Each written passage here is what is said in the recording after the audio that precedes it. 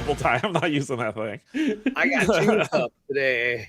Nice. I'm really charging myself. You are. Welcome, everybody, to Co-op Guild. Oh yeah.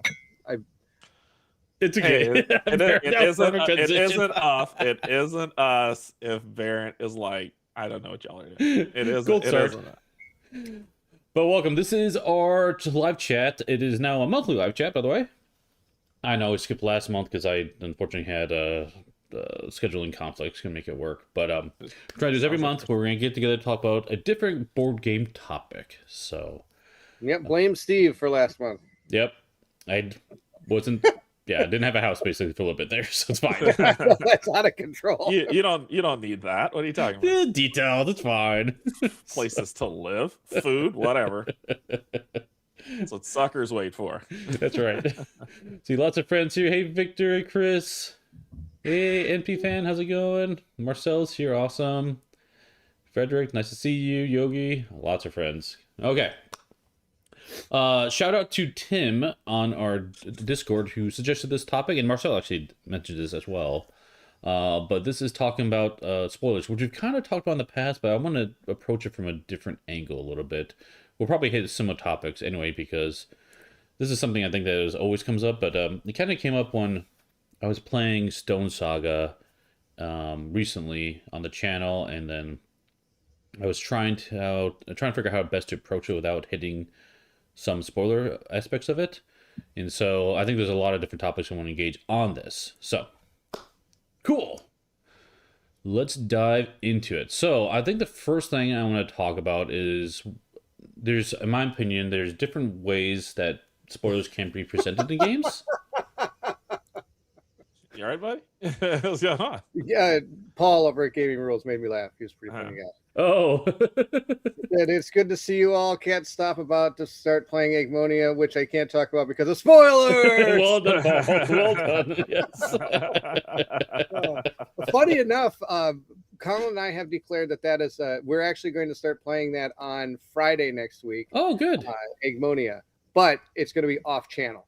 We're still doing Kingdom Death as the on-channel campaign game, but we have decided we have so many campaign games that if we ever get a chance, because my son gets tutored by Monica for math because they have decided to shove all of pre-calc into 2 trimesters instead of an entire year. Oh boy. So it moves really fast, and there's basically a test like every week. So he's we just thought getting a tutor would be good, and Monica said I could do it. She's a math genius.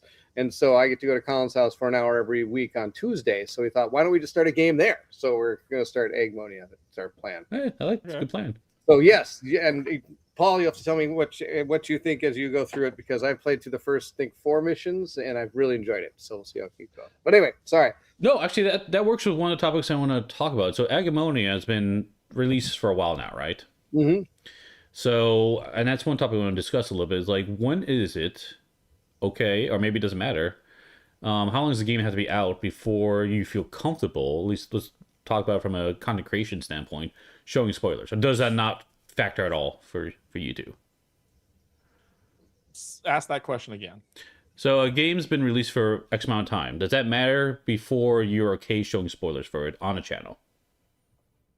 No. Okay. Because I'm different only because I'm different only because when I get the game, I would like to play it. But I know there are a lot of people who are like, hey, I'll wait until everyone gets their game, so I'll put it off for a month or something. Right. And I probably don't do that. So no, that's fine. Yeah, I don't know if everyone does that. So Paul says the best fantasy co-op game I've ever played. Ooh, wow. Is one of them. It is the one that feels most like an RPG than anything else. Each scenario feels like an adventure and not just killing things. He sums it up perfectly. What Eggmonia is. Yeah. Pretty much. I am kind of thinking the same boat. When it comes to content creation, I don't mind doing the first mission or 2, especially if there's a lot of missions in a game. I have no problem just throwing them right up. Mm-hmm. And it's because usually the first 2 missions in big games, when it comes to campaigns and stuff like that, are very tutorial anyway. Yeah. so it really, to me, the game doesn't start till usually about mission 4. So you know what I mean? Like take Igmonia, for example. The first mission really teaches you how to move around and interact with things. There's no combat. Second one teaches you about combat. And then the third one finally kind of gets to the point where you can start kind of making choices, you know what I mean? Instead of just going down a linear path. Yeah, for sure. And Paul has a good point here too. So there may be spoilers, as long as you say that there may be spoilers you are covered, which is true. I think that's the least you can do from a content creation standpoint. Be like, hey, by the way, we're about spoilers. We're gonna show them, and I think that's okay too. I don't think has ever said that. I don't think I've ever said that once, which is probably a downfall of my part. But I have not said that before. I think it's like, oh, we're gonna play this. We're going to the next mission. We're going to the next mission. I never say like, oh, by the way, there could be spoilers here. Nope, never said that. Yeah. You know, maybe I should, but I'd kind of like to think maybe I give people too much credit, but I really feel the majority of people out there, and I've never actually gotten a comment like, man, I wish you would have told me there were spoilers in this. But I think that if you're interested in this game, and it's a campaign game that is kind of, let's just say, a linear progression, you're going to get spoilers then if you're watching somebody play it. Yeah. If it's campaign, for sure. Yeah. And I get a lot of comments, and I think that's one of the reasons why I get a lot of comments after usually the first video on a campaign game, like, oh, I can hardly wait till I get my copy. Can't watch anymore, kind of thing. Oh yeah, no problem. I would not expect you to watch any more of that. But I also get a lot of people saying like, I am so excited to watch this through your channel because I didn't get this game and I don't think I'm going to. Right. Yeah, and I know recently in the Stone Saga one, there's, when you get to the Behemoth, for example, there's actual cards that are called secret cards, right? And so when I was playing that, I mentioned, okay, by the way, if you don't want any spoilers, I am going to show the secret card. Just skip ahead or come back in the next 5 minutes or something, right? So that's how I like to approach it for that standpoint, because at least, especially for that game, the secrets, once you know them, you don't have to keep looking. It's not revealed, so you can watch the rest of it without necessarily impacting you too much. But I also don't think it's hugely impactful in that game in that sense. But yeah, I avoid videos for games that I plan to play soon. Lots of games I don't have time to play though, and it's fun to play vicariously. Yes, true.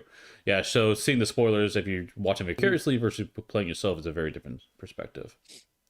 I got a lot of comments on that when I started my Oldland playthrough. There's a lot of like, I was thinking about this game, I didn't get it, but I'm super excited to see you play it. I'm like, yeah, man, sure. I'm still waiting for my copy to arrive. No way. Yeah, I haven't got my copy yet. That's okay. I haven't gotten my myth, the one with the big Cthulhu head on it yet.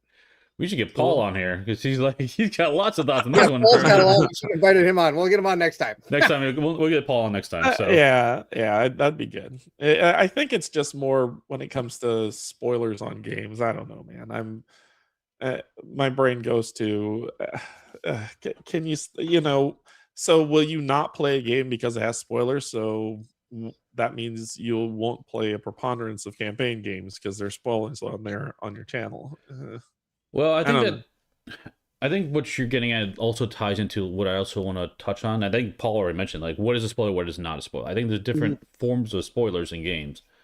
So let me get back to the Stone Saga one. So one of them is like the something secret that the card says secret because it is something that is going to be revealed. Well, that's not a great example, but there's a card called Secrets right there, and what I'm having trouble here.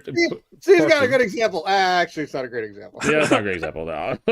So something like, for example, I'm playing Madara, and I get to the point where it says reveal mystery, small card M1, and then large card M1. Okay, this is something that you don't normally see when you're playing the game. It's not like you see, like when we've played together, we see like, okay, well, if we're going to fight the crawlers, well, the crawlers' boss cards are general knowledge. Anybody can look at them. You know what I mean? Right. But when you always hit M1 or whatever, maybe it's the boss. And so now you've exposed what this boss is, the hit points, how it attacks, how it does things to people. And now people could technically gear up for it, knowing that now they've seen you play it. They know exactly what to look for and what to do against this thing. You know what I mean? Is that kind of what you're looking for? Yeah, that's exactly what the secret is for the boss itself, right? Yeah, but it's a little bit different. That doesn't bother me. Well, yeah, but that's a little bit different in Stone Saga because you still have to unlock the card, even if you know what the secret is. You don't get it until you unlock the card itself. So yeah. It's like I think Gloomhaven had something similar with its secret playable character that you have to unlock. It's like I'm not gonna do all of that. Just tell me what it is.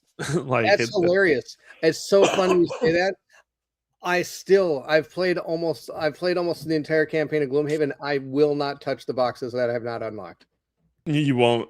Oh well, if it's creatures that playable characters that I will unlock, then sure, I'll do that. But no, now I'm moving into spoiler territory for Bairnt, so I'm going to stop there.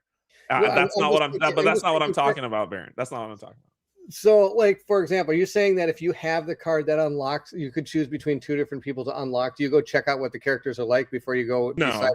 Okay. No. Okay. No, but also there is.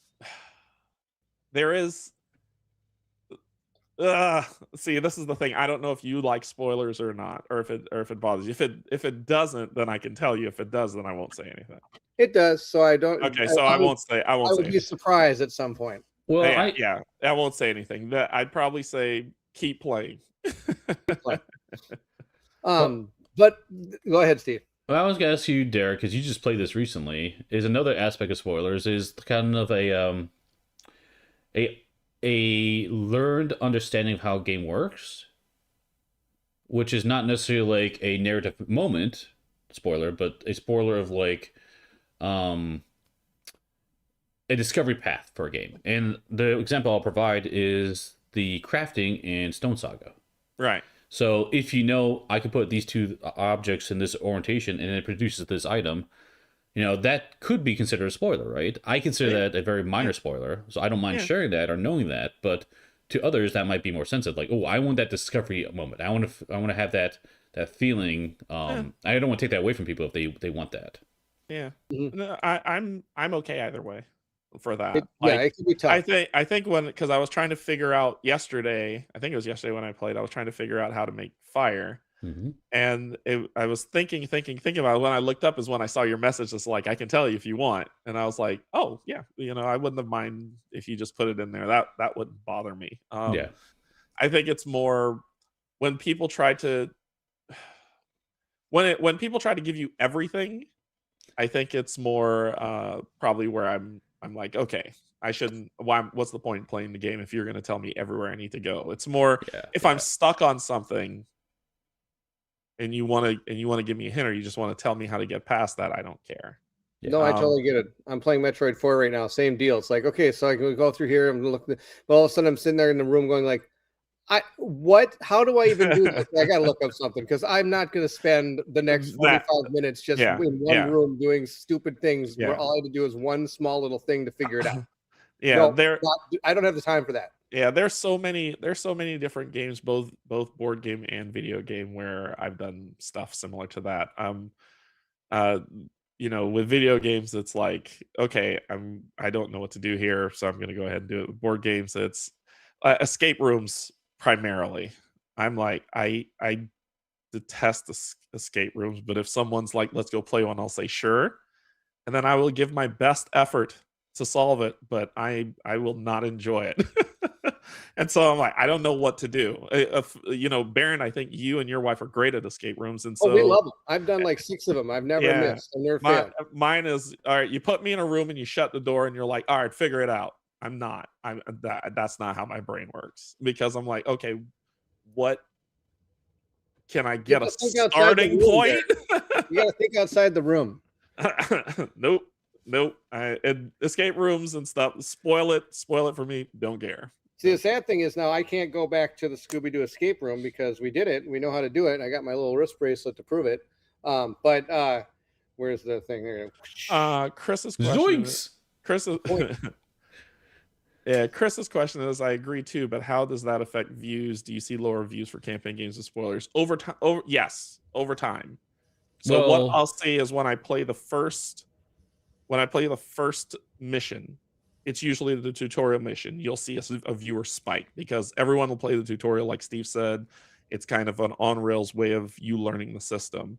And then if you keep going, you'll see, especially if it's early on, right? If it's really early on, you'll see it just drop off because nobody wants to see that. They want to wait, get their games, and then play it. I mean, there'll be a select set of people who want to see that stuff and they'll stay, but others will. Chris, a good example of that is Cozy Stickerville. You were with me until I hit where you, as far as you got. Then you're like, all right, I'm out of here, and then you left, right? And so it's more people don't want to get that. So I'll see lower views on the live stuff, and then what you'll find is after everyone gets their game and they've played it into oblivion, you'll see a slow uptick. It's not going to be much, but a slow uptick on views from people who want to see more. Do you see a big difference between campaign games and then campaign games with spoilers? Because I don't know if I've noticed that personally in the channel stuff. I wouldn't say it's big, but I'll say there is a difference. Okay. With campaign games, with spoilers, I do see more of a drop off than with just regular campaign games. All right. But I mean, that's very true with any campaign games. I should show that analytics at some point for everyone, just because it's very interesting. But yeah, first game on the channel, excellent. Second game on the channel, it doesn't have to be a campaign game, but generally, second game on the channel, quite a bit lower. And then after that, it just drops off to, the core audience who wants to see it. So yeah. I mean, if you look at, one of the biggest two examples I have for me is the fact that I have done an entire Kingdom Death playthrough on the channel. I have also done an entire Oathsworn playthrough on the channel. And if you look, it's kind of funny because if you watch it, it does start out really big and it does start sliding off as it goes. But then Colin and I did a review with spoilers, and it that video shot way back up again. So why do you want? I mean, if people aren't wanting to watch how to play it, why are you going to the review with spoilers? Like we discussed everything that happened to us in the game and all the things in it, but a ton of people watched that video. So I wonder, it was interesting that they didn't care to know about it, but they didn't want to see it in action. Did the spoiler review happen like a year later or months later? Because it could be that they've completed. Oh yeah, it happened because we played all 40 episodes in the course of I think about a year and a half. Yeah, so it could be that people finished the game, and so then they were curious as to your experience afterwards. And Marcel here, I'm surprised that not many, we had maybe 400 views for the actual last battle, but then we had 2,400 for the review at the end. Yeah, because Marcel mentioned because they're not getting the game anyway, they wouldn't hear your thoughts of it. So yeah, that too. I guess that makes sense. Yep, that too. Yeah, I've also found that games that even if they're campaign, the ones that actually stand the test are very emergent narrative games because it's not a linear path. It's not story driven. It's more of what happens to you driven. For example, Kingdom Death Monster, it seems like anytime you play that, people will watch it. It doesn't matter what you're playing, who you're fighting, what you're doing, because people are excited to see what happens to you. Every fight is different. Every game is different. Every campaign's different. Yeah, you're right. Back to the settlement, draw a card. Oh, I got murdered. I got murdered. Oh no! I agree. So because you're not just okay, I come back to numbers Lantern 7. We have to read Lantern 7. No, most of it's through cards and what happens to you. There are scripted moments in that game that people see, but yes, I think Yogi said it. Kingdom Death is a sandbox, very sandboxy. So Oathsworn's more linear. Yes. Yeah. And I think those emergent, kind of like when you play, what do you call it? Shadows of Killforth, Gloom of Killforth and stuff like that. I'm feeling no matter when you play it, you usually get a pretty good set of views because people don't mind. They just want to see what happened to you. Yeah. Yeah, it's the same thing. I think what people will start doing with Elder Scrolls, once more people get it, is because when you play, all the missions are different, so they'll see what happens to you there too. My gosh, I need to get back to that game. Shadows of Brimstone, same deal for Shadows of Brimstone. I mean, that's it. People are interested in seeing what happens to your party in Shadows of Brimstone. Are you planning to? Just a quick aside. Are you planning to do a recording of that again in the near future, Bairnt? It's on my list. Okay. If you haven't noticed, I have found less and less time to record because now that I have older kids, they have a tendency to stay up and want to hang out. 16-year-olds like, Dad, let's play some Madden. I'm like, let's play some Madden. Why not? Yeah. No, Ridley, go upstairs and play by yourself. I got Yeah, I get you. This is an interesting comment. From NP fan.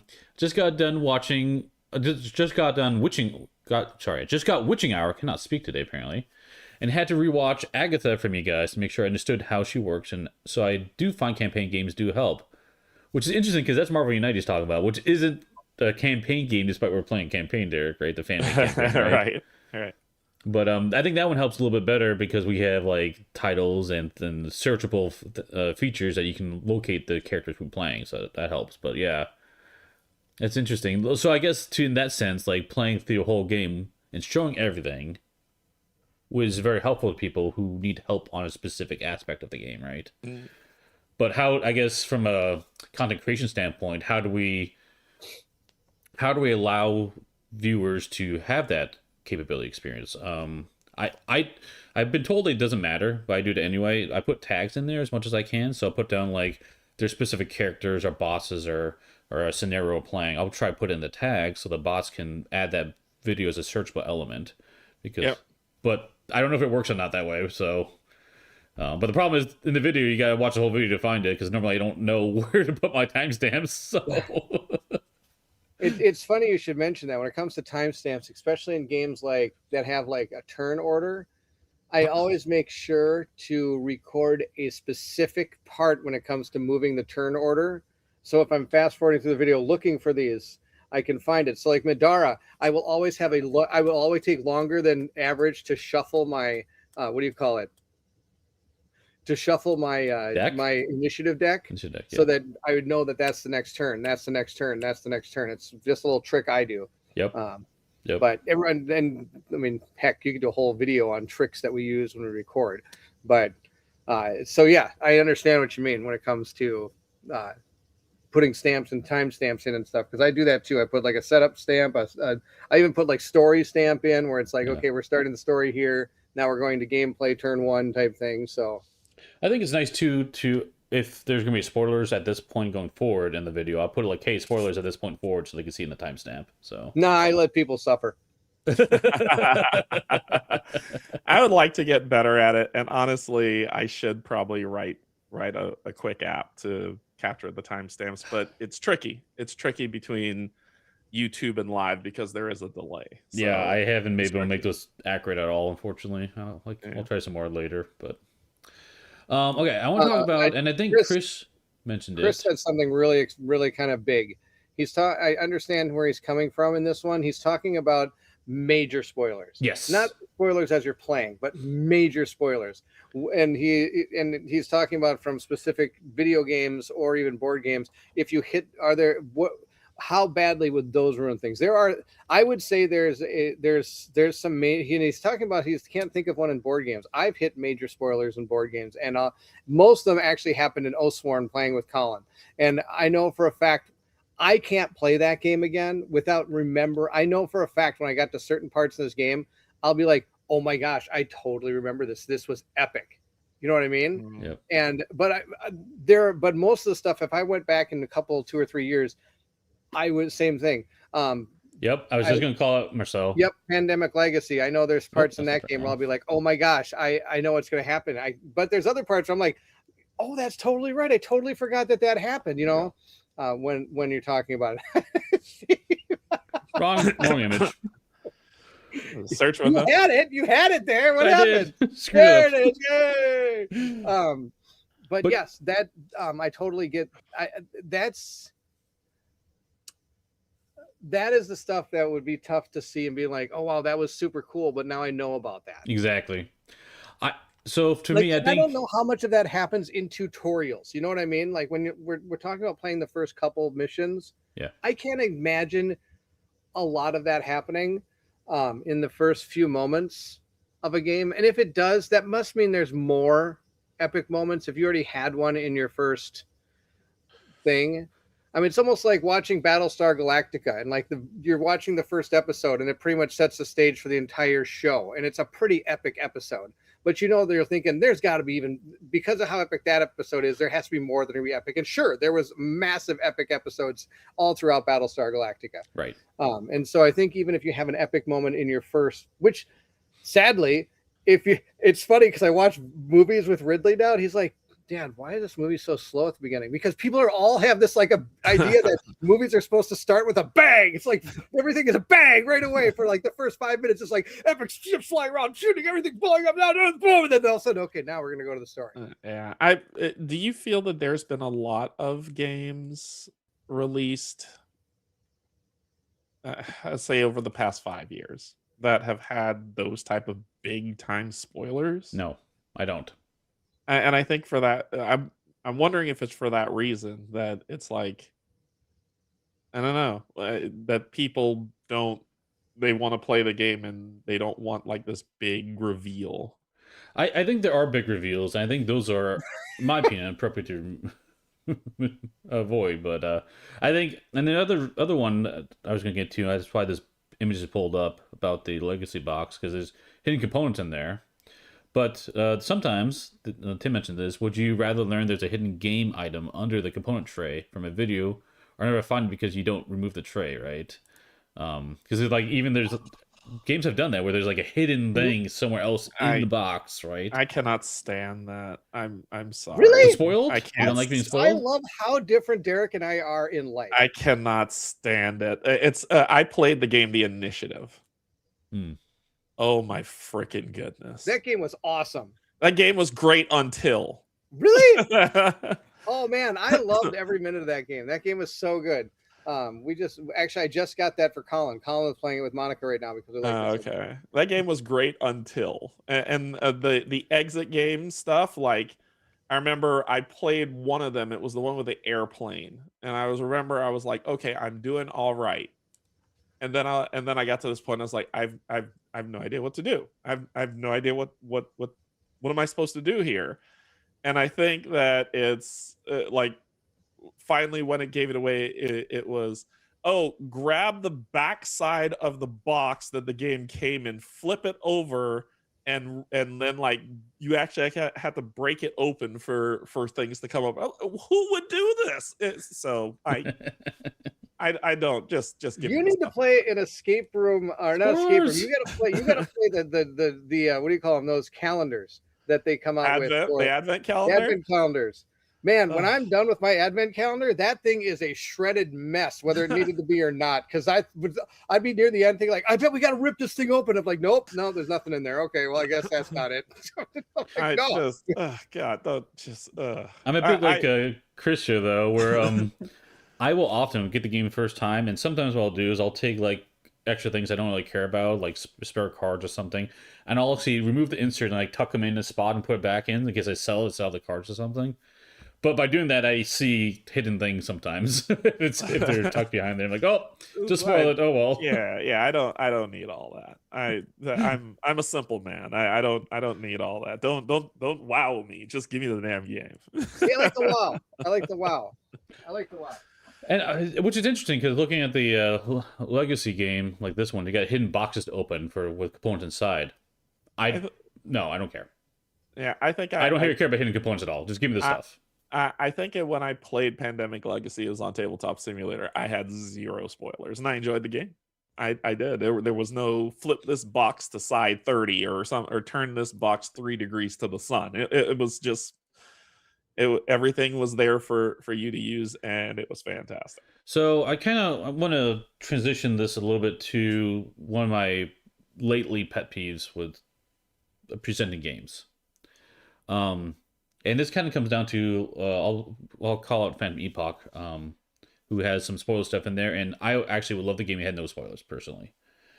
And I think it comes down to not knowing what the game could be due to spoilers. And Phantom Epoch is not just, lots of games do this, where, hey, I've got this really cool thing about the game, but I want people to have the surprise element. But when you're like a consumer mode, you're looking at the game, like Pandemic Legacy, this one, I've got all these things in boxes. I don't know what's in there, right? How do I understand the value I'm getting from this game when things are hidden from me, right? Hey, this game's going to come with these miniatures hidden away or something.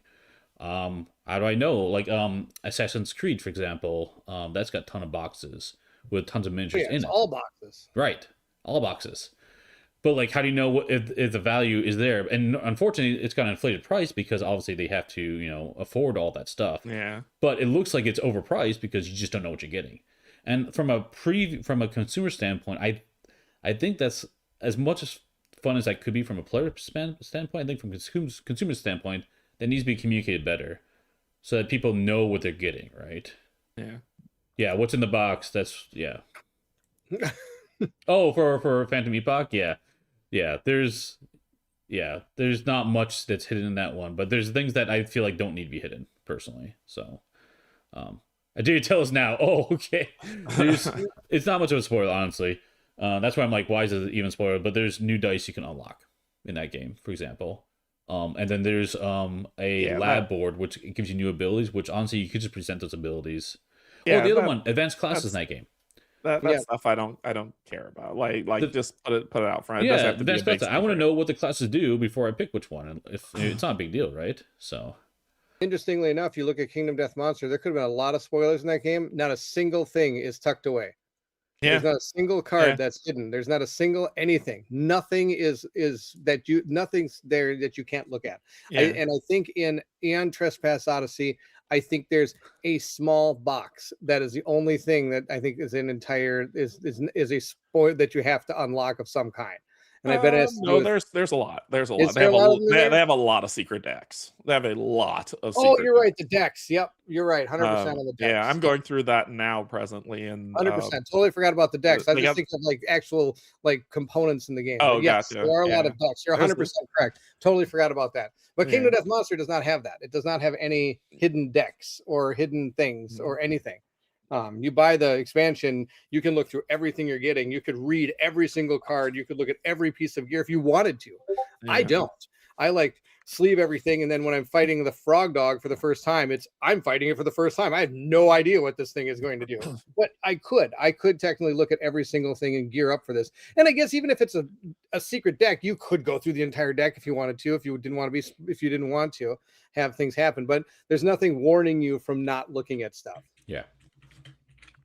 And so, I mean, you know what you're getting, like you're saying, where if you look at, like you say, Pandemic Legacy Season 1, is that worth buying? I mean, you'd have to, at least it kind of tells you at the beginning of the book, like, hey, this is a 12, this is going to go through an entire year. So it's like, oh, okay, at least I get 12 plays out of it in theory, right? In theory, you're getting 12 plays. And then depending on what else happens. At least it kind of tells you that at the beginning, where it's opposed to just not having anything. It's one of the hard parts is like when you get a game and it's like, okay, here's your, I don't know if this, I mean, it's been completely rectified, but Etherfield was kind of like that. Okay, here's like the beginning. Like as you play through the game, we're going to unlock the rules for this. I'm like, what am I even doing? Yeah, right. But for some people, that's awesome. That's awesome to learn. Like, oh my gosh, now we're doing this. Now we're doing this. This is how I'm gonna be able to start doing this. And there's a lot of games, and that has its advantages too, because it doesn't give you the Gloomhaven effect, where it's like, okay, here's all your cards. You get to play 2, and you've never played this game before. Yeah. You have no idea. That first mission is one of the most brutal things I've ever seen in board gaming. The White Lion. That too, yes. Yeah, question from Marcel here. Is it even of added value nowadays to hide content in spoiler envelopes and boxes? Not in my opinion, but that's I think someone called me a curmudgeon, and I'm fine with that. Not as a curmudgeon, not in my opinion. I don't care. It's funny because I just wound up playing Boss Fighters literally last night for the first time. Boss Fighters QR, that is. And in that game, as you defeat bosses, you open new boxes and you add new cards and stuff like that, right? Yeah. And those are kind of hidden and like, oh, remember, only look at these cards up to this point, and it's cool. I like it. It's fun. But at the same time, like, if those were just presented to me and like, oh, only grab these cards now, I think I would have a similar experience. It doesn't have to be behind something for me to have that enjoyment. Right. That's where I'm coming from. Like, I know that games like This War of Mine has envelopes that you unlock as you play the game. I'm like, I don't care. Just dump it all out.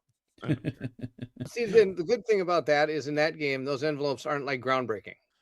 It's not like I've only actually ever opened one of the envelopes, but it's not like something like, oh, this now that you've opened like it's the envelope has like the Incredible weapon in it or something. The BFG, yeah, the BFG 9000. I mean, oh, I got BFG 9000 in this war of mine. I'm good to go now. I mean, something like that. I mean, so having little cool things like that, I like having things like that. I like having little things hidden. Yeah, Matt, we're all good, man. I know you. I know every time we chat, it's all love, man. Don't worry about it. Don't worry about it. I definitely don't like. I personally, I don't think that stuff is just like Kingdom Death. Just throw it all in one big envelope and tell me when I unlock it in the tech tray, and then I'll play it. I don't have to find secret deck 12, card 3, and play. It's just a waste of time. So I wonder if there's opportunity to have a little bit of best of both worlds too when it comes to presenting what's in a box. Where would it be a big spoiler for you guys? Let's say Pandemic Legacy Season 1, for example, here to say, hey, there are so many plastic components, additional plastic cubes, additional plastic miniatures, additional cards, whatever, listed as a generic form of content, but not knowing exactly what they are. That so you know what's in the boxes, but it doesn't tell you exactly what the purpose is or anything like that. Is that middle ground going to break the surprise or be an issue? What's funny is that Pandemic Legacy just feels different to me. It feels like one of those games that's its purpose. Okay. Its purpose is to hide things from you until it is revealed, and then at the end of it, you just take the entire thing and put it in the recycle bin, right? And so I guess I was less annoyed by that from Pandemic Legacy. To have those things to play. I'm less annoyed by Aeon Trespass Aeon's End, because it has secret decks. After you beat a monster, then you unlock deck 6, and then you play that deck in envelope 12, and you play that monster. That doesn't bug me. I don't know what it is about these other campaign games that drives me nuts with that stuff. You think it's overwhelming, the amount of stuff they hide from you that doesn't need to be hidden because that's not what the game is technically supposed to be about? Yeah, I'd agree with that. I'd agree with that, Bairnt. Okay. Like Pandemic works because that's its purpose. Legacy games work because that's their purpose. You play them like Cozy Stickerville work because that's its purpose. You play it twice and then you recycle it, right? And so, but if it's like this big $800 game that has all this stuff, it's just. Let me ask you this question then, because it sounds like what you're implying is if the game is consumable, you're okay with that stuff. And the examples you gave are all games you plan to kind of throw away at the end. Well, but if a game is a consumable in the sense that it's a narrative experience, and after you experience that narration, there's no reason to replay it, does that still hold the same qualities or factors? I don't know. I mean, that's a good question. I'd have to noodle on that. It was just I think when you pulled up Pandemic Legacy, I was like, it was fine. Mm-hmm. When I play Aeon's End, it was fine. Only because it was, it was another monster, another set of cards. It was a progression. It wasn't like the initiative, right? Sure. It wasn't like any of the exit games. Those were throwaway games, but it just felt like it obscured things from me that barred my path to success. Whereas Aeon's End doesn't do that. It's just, nope, you fight with what you got, and when you're done, let's give you just a little bit more and go fight the next bad guy. Like it didn't. I don't feel like it obscured my path to success, and I think maybe that's potentially where I have the issue. And see, I enjoy those things where it's like they think outside the box and how the game functions, like and how to make the game function. Like you're talking about stuff like the exit game. So instead of just getting all the components, you actually have to use the box too, and you have to maneuver. Once you figure out that, oh my gosh, I'm supposed to rip that box down and make it into a paper swan. I mean, that was cool. I would have never thought of something like that. I mean, sure, and that's why those type of games, there's hints. Like, okay, if you need a hint, like, oh, hey, you should check out the box. Like, oh, it's in the box. Let's go back to the box. Yeah. Oh, look how cool it was. Like, kind of thing. I like those. I think those are great. Yeah, I'm a big fan. I prefer having all the resources at my disposal to solve a puzzle. You do if you have an exit game. They're all right there. No, they're not. No, they are not. Hard disagree. But I think a good example of that is I was playing a game of Arkham Horror with Kate and Cynthia, and we were trying to and it was the Dark Matter campaign, which was fantastic. Oh, we're doing that after we get done with KDM. It's great. This is not a spoiler at all, but it's basically one of these scenarios is a puzzle. And everything is given to you. You just have to figure it out. And I dove into that. I love solving the puzzle. It's when you obscure things from me from solving, I get annoyed. It's like, oh well, if you had turned the box 3 and flipped it 3 ways to the sun and then a 1/4 inch back, you would have seen that this specific circuit was right there waiting for you the whole time. God.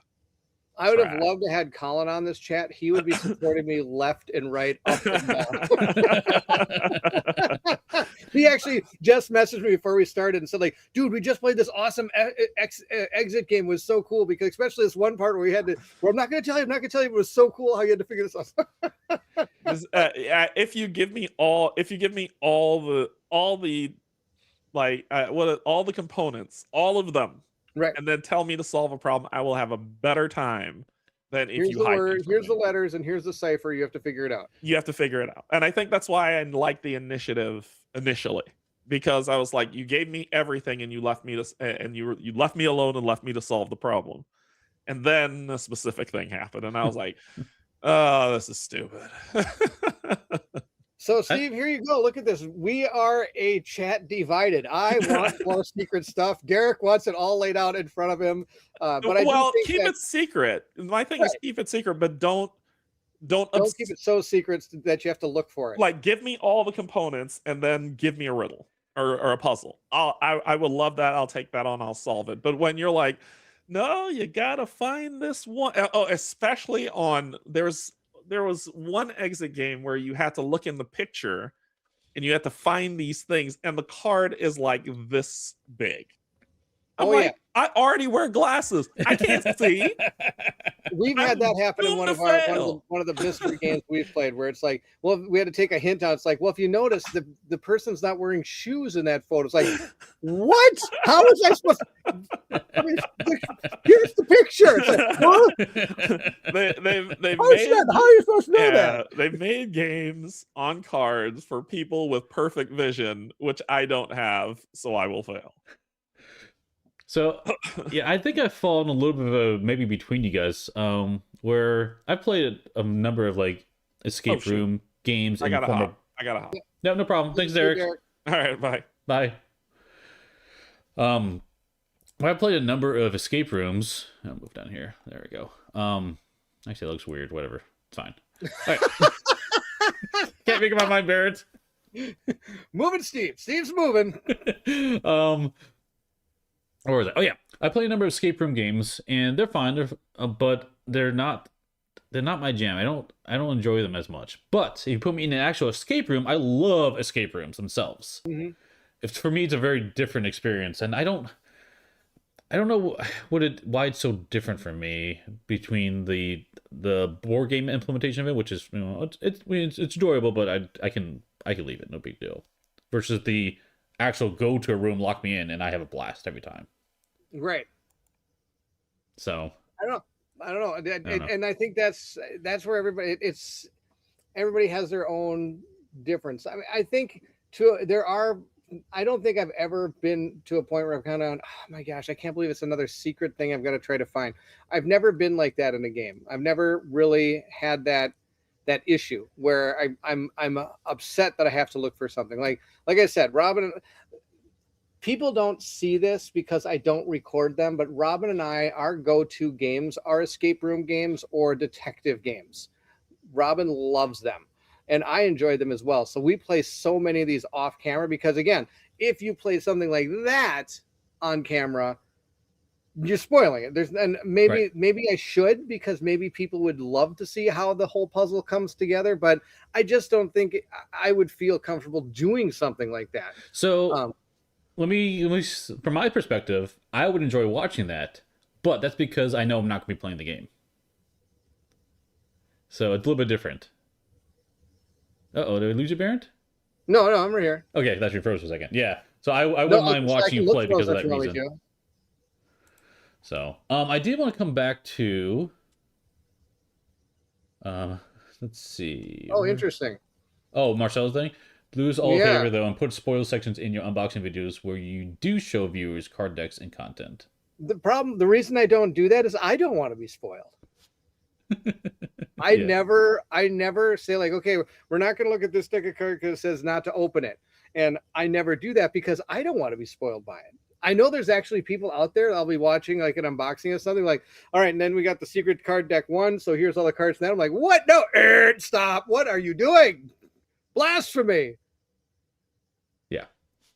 Yeah. But that's kind of the reason I never have to worry about spoilers in my unboxing video. Actually, I do say that this is going to be as spoiler free as possible. I will say that in my unboxing because there may be a card pack or something I open that I'm like, oh crap, I wasn't supposed to open that yet. But I wouldn't know unless but most of them are so. I think that's the other thing about spoiler stuff is games have gotten to that point where you can tell if it's something you should look at or something you shouldn't, if it's meant to be spoiled or not. Yeah, for sure. You know what I mean?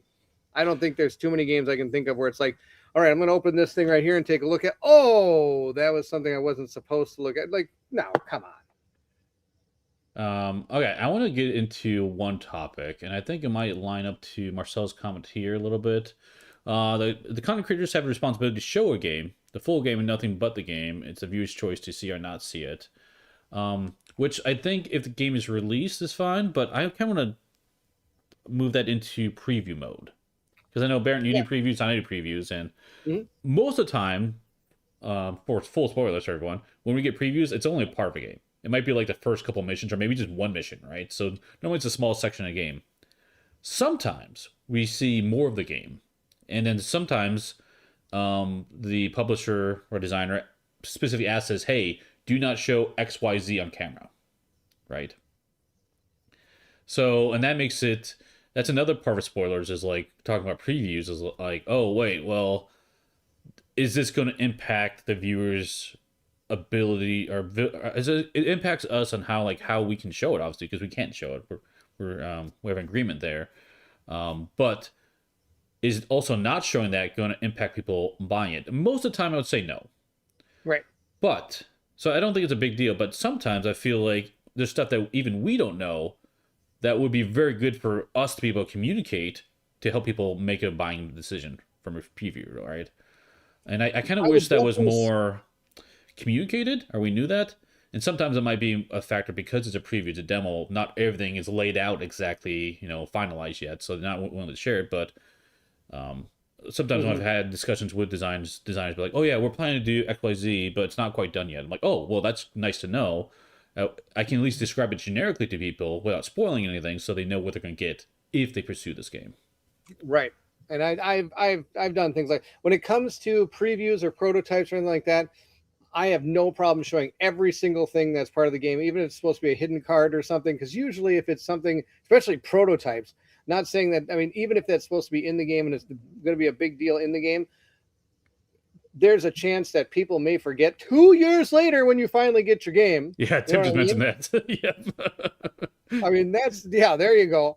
It'll be 3 years before you get the game anyway, when it comes to those kind of things. As for when, I'll get review copies, usually the review copies, if I get review copies, they're coming out about almost the same time, if not very soon, to when somebody's normally going to get them. Right.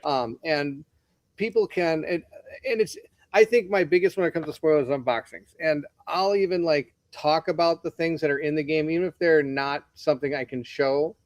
I'll explain hey, you're going to be doing these kind of actions, and down the road, you're going to be able to get new actions that you're still people know oh, I'm going to get new actions. Cool. But they're not on this card because I know this from reading through and most of this, and all the stuff when I show it, even in campaign games, when I'm doing unboxings, here's my secret trick. I actually have the rule book on the side.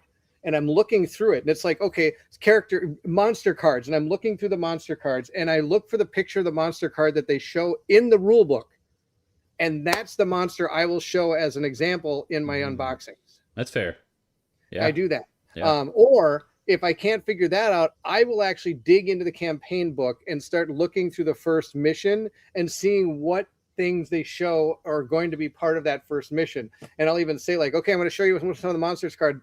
This is a spoiler, but this is going to be the first monster you fight in your campaign. Boom. This is what the monster you're looking at. Health, you're looking at this, and I can start explaining what those things are. Yeah. But when I play the game, I mean, the game's the game. I mean, it's just going to unfold around you. If you want to watch it, you can.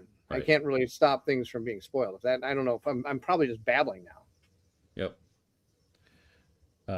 Yeah, Tim's got a good one here. I do really like publishers that give you a made-up preview mission that's extra, not part of the main game. And they do that. I feel like true. a lot. That would be awesome. Yeah, and they do a lot at conventions too. You go to a convention, they'll have, because convention you only have like a short period of time to sit down and demo a game. So normally it's like a specific curated for that, and that's really, really nice. I do like that quite a bit. But I'm trying to think. I think in all my times I've gotten prototypes and reviews, copies and things like that to show the game.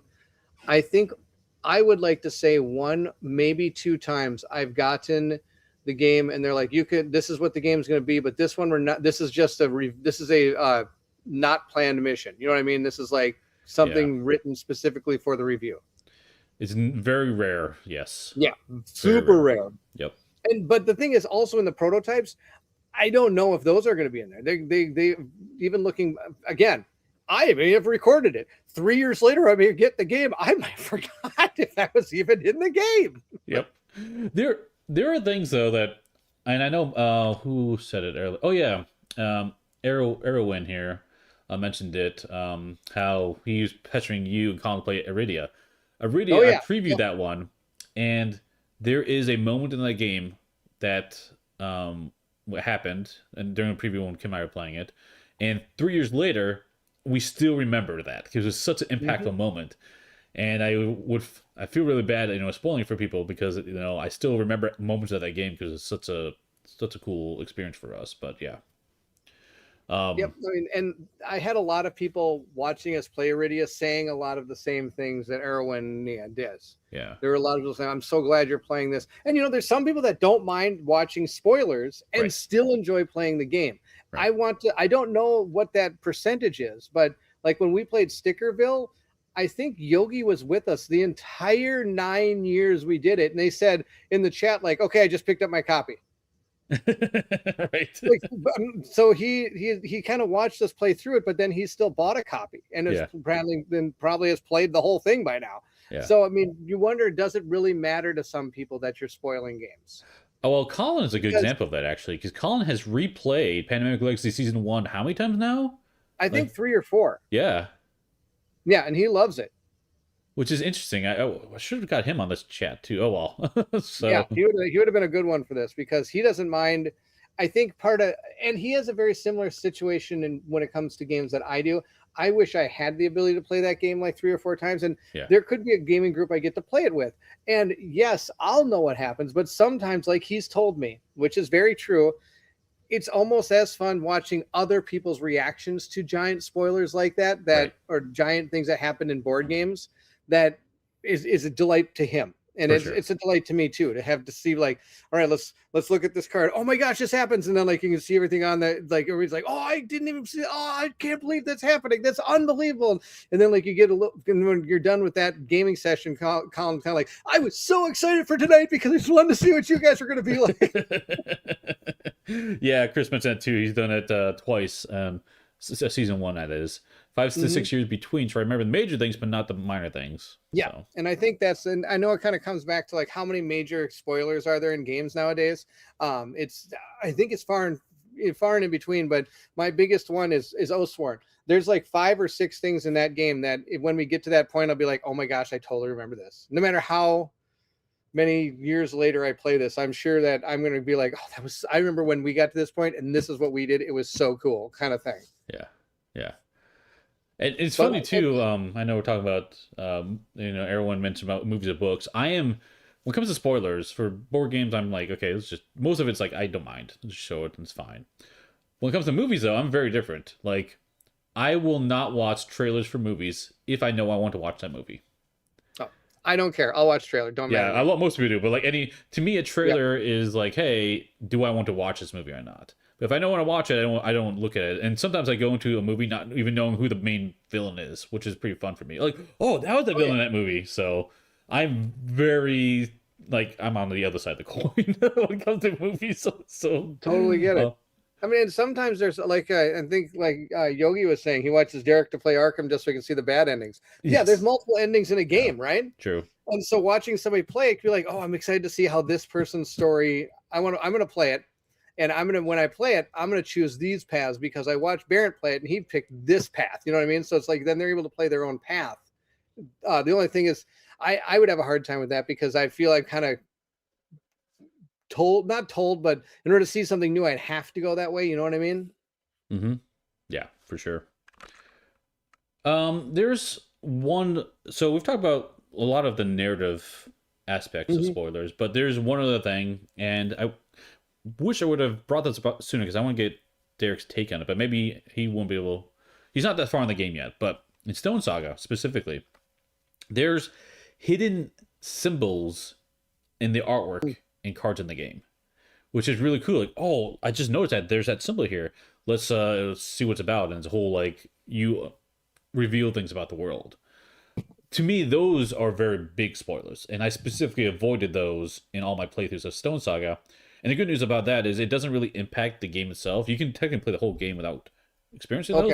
They're just like more like side quest type things going on. Yeah. But so like I remember I had a comment on that on one YouTube channel, but like, hey, you know that symbol is there. I'm like, yes, I did actually see that in the playthrough, but I specifically avoided it because I want to have people with something to explore. That's an easy one to let me not touch. So, I keep forgetting to look for the symbols. Yeah, I know they're everywhere. I played 2 games that have those kind of things. One of them is Kingdom Forlorn. The other one is Seven Sentinels, Seventh Continent. Yeah, and every time we find one, it's boom, let's do it. Like I don't mind. We're going for it because I want to see that. If you don't want to see it, well, skip ahead. That's kind of what I think. Yeah. So anyway, it's really cool how that's in there. So I think those spoilers I do want to avoid as much as possible because those are unavoidable, which is really nice. Yeah, I'm all in. I'm all in. If I'm playing the game, you're playing to watch it. You're watching all the stuff. That's the deal. There are 2 different perspectives, right? And I don't know if it's good or bad to approach it that way. I'm not sure because at one point it makes a lot of sense that people want to see everything the game has to offer, but it's another one of like I also want to leave you something that you can experience yourself. And so I don't know. And I think that's where the difference for me is when it's the unboxing versus the gameplay. If I'm doing gameplay, you're seeing the game. Sure. I mean, I've even played it where the first mission in something had me reveal a secret card, and I was like, I'm revealing this card. I mean, I'm playing the game. This is the card it told me to pick. I'm picking this card, and we're going with it, kind of thing. Even if I went the other way, it might not have gave me a secret card. I don't know. So sadly, you're going to see a card that even in the first mission that had to do with that was a spoiler card, and I'm totally fine doing that. But in unboxings, I never spoil things to the best of my knowledge because I would like people, if they wish to play it, which I think when you're coming to an unboxing, it's different than coming to a gameplay. Yes. 100% different. A review too, I'd say. Yes, also in a review. Because you're just looking, when you're going to see unboxing, you want to see what you were getting. Is it, like you're saying, is this game worth the money? Right. Like just looking at the components. Is this worth it? Like, so all of a sudden I'm looking at going, maybe it's some escape room game. I can show you these 6 cards. These are how you perform your actions. But then all of these I can't show you. I'm holding like mountains of cards in my hands. So it's like people know, okay, I'm getting all those cards that I'm going to be able to go through. That's cool kind of thing. But I'm not going to show any of them. Unless, of course, I know it's going to be in the very first mission and it's the first card or something from that mission. I might spoil that in an unboxing because you're going to see it if you play the game and it's the first thing you do. I don't mind doing that just to show and explain a mechanic of a game. But when I'm doing a playthrough, I'll explain what I'm doing and I'll just keep playing it because I'm playing it usually blind. I'm usually playing these games blind. I can't, unless it's a preview and I had to try to figure out how to play it. because sometimes we don't get the greatest instructions. What are you talking about, Bairnt, huh? But more often than not, I am playing that game fresh out of the box in front of everybody. Yeah. And so that's all going to be new to me, and all the things that are happening is new to me, which is the cool thing about it. Yeah, so I know Marcel's saying here, he says they're all the same. He wants to spoiler everything, regardless of what it is. I think I disagree with him, because I think each of those, unboxing, playthrough, and review, they all have a different focus, right? Yeah. And so, like you said, unboxing, value-wise, you can show value without showing spoilers. Totally fine. Playthrough, you kind of have to show the spoilers. It's really hard to avoid. I have no problem reading the entire excerpts of what's going on. I mean, I'll say like I said, you'll do tags sometimes. I'll put a tag for story and then turn 1, turn 2, like stuff like that. Exactly. And then the third one, review, that one's a little trickier. Sometimes you can review a game without spoiling it, but sometimes you can't. And it really depends on the game itself, right? Yeah. And the type of game it is. Right, exactly. So that one's a little wishy-washy, but I think regardless on review, I think I've done reviews where, like, okay, this first part of the review, or up until this point, there won't be any spoiler things on it. And usually, if there are spoiler things in it, on the review part of it, I can describe it generically enough to provide that information to the viewer without actually spoiling it, right? Like, I can review Pandemic Legacy Season 1 without talking about September, right? I can mention that there's a really cool moment in the game. Yep. And that's fine, right? So. Sure. Yeah, I mean, the same with like when we did our Oathsworn, and I'm looking. I actually just looked at it. We did a half unspoiler, half spoiler. So when I was talking about it earlier, I was wrong. We did kind of an early, like 5-minute non-spoiler review of it, and then we went fully into it and started talking about it. Yeah. So, and I think that when it comes to reviewing, just talking face to face about it, I think that's the deal. That would be the way you'd want to, if you're doing a review game, having to show how it's played and everything, you have to show it. That's just how it goes. Right. Yeah, and I think there's a propensity in the hobby for designers to want to keep their cards close to their chest when showing their game. And I think there's there's value to that, of course, but I think there is too much of a weight to hiding that stuff, and it needs to be presented to viewers so they can make their decisions. Like, hey, this is a really cool feature about the game, but I'm not going to show it to you. I want you to experience it, it's a surprise. But honestly, that really cool thing you're hiding is going to get people to buy the game or want to play your game, right? And I think that needs to be more communicated openly than otherwise, so. Yeah. I wonder if AI is... Oh, that's an interesting question, Chris. I wonder if AI is going to make spoilers more of an issue. Do rules need to be extra buttoned up for spoiler games because AI will ruin if you ask rules questions? It might, actually. That might happen, Chris. I haven't had that happen yet, but that very well could be. Yeah. Oh, interesting. Yeah. Huh. So that's probably definitely a deal. Yep. Wow. I think we hit all the things I want to talk about in my talking points. So, anything else you want to bring up, Bairnt? I think there's still one more. Let me find out. Let me look at my sheets here. Nope, we're good. I don't know why you put up with me, Steve. I don't know either. Look at my notes. So wait. Okay, full disclosure. We were between 5 and 10 minutes before going live here. And Bairnt's like, what are we talking about again today? What are we doing? I forgot. Totally forgot. And it's funny because I looked at your post and I was like, oh, that'll be awesome. I can hardly wait. And then I sat down. I was like, dang it, what were we talking about? I totally forgot. No idea. Oh, fun times as always. Anyway, I think this is about wrap up our discussion topics. So if you like this type of content, like, subscribe helps. If you have a suggestion, please drop in a comment section of this YouTube video. Or we have a Discord, Co-op Guild Discord. It's free to join.